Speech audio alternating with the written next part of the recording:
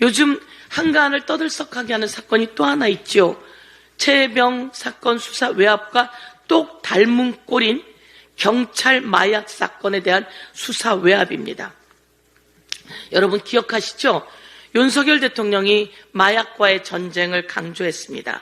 마약과의 전쟁을 강조했던 한동훈이 있었습니다. 한동훈은 이렇게 이야기합니다. 법무부 장관 시절 마약과 전쟁하듯이 마약을 잡겠다고 이야기했습니다.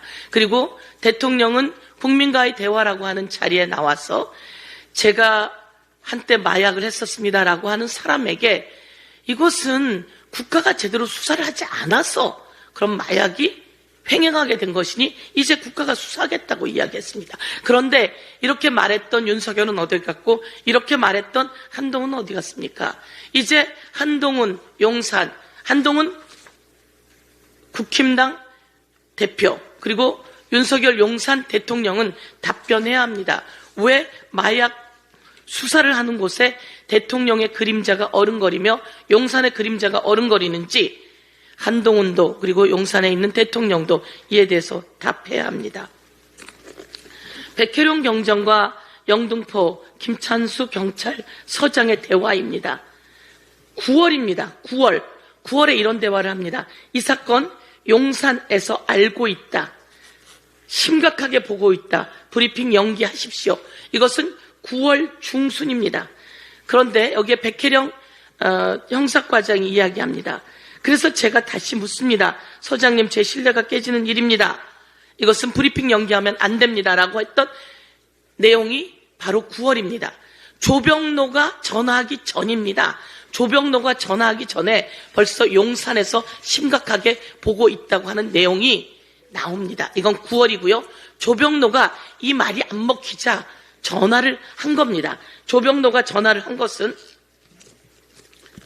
10월 5일이 첫 번째 전화입니다. 세간 이야기가 안 나오게 하는 거 맞죠? 안 나오게 해주세요. 국정감사 때 야당이 정부를 엄청 공격할 건데 야당 도울 일 있습니까? 라고 10월 5일 날 조병로가 전화를 합니다. 조병로가 전화하기 전에 벌써 김찬수 영등포 경찰서장이 백혜룡 과장에게 이야기한 겁니다.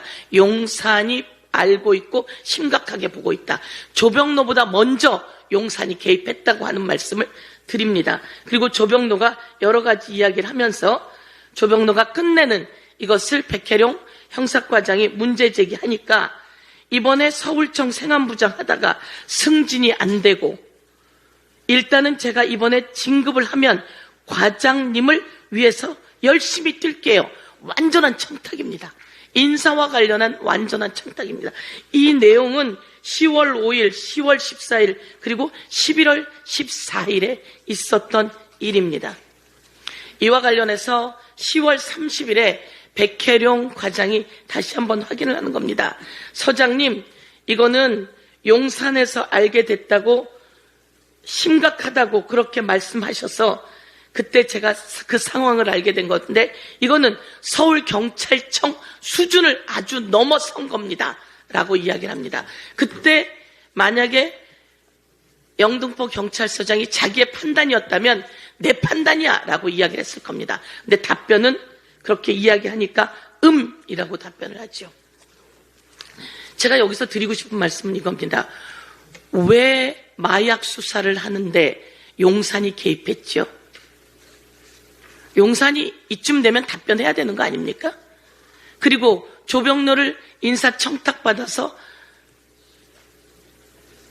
별 2개를 달아주겠다고 말한 이종호의 이야기가 있는데 이 정도면 이종호가 VIP라고 얘기했던 김건희 여사가 답해야 되는 거 아닙니까?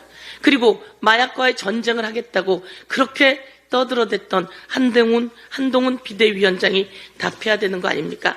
무엇을 숨기고 있는 겁니까? 어떻게 마약 수사에 용산이 개입할 수 있습니까? 어떻게 마약 수사에 한동훈 비대위원장은 한마디 말을 안 하는 겁니까? 어떻게 이런 마약 수사에 국힘당은 한마디 말을 안 하고 입을 닫고 있는 거죠? 이쯤 되면 국힘당, 용산 대통령실 그리고 모두 다 공범이다 이렇게 이야기하겠습니다. 이상입니다. 스픽스는 말하는 언론입니다. 대세는 유튜브, 그중에서 스픽스. 좋아요, 댓글, 구독, 알림 설정. 여러분이 저희를 사랑해 주시고 우리가 여러분을 사랑하는 4가지 방법입니다.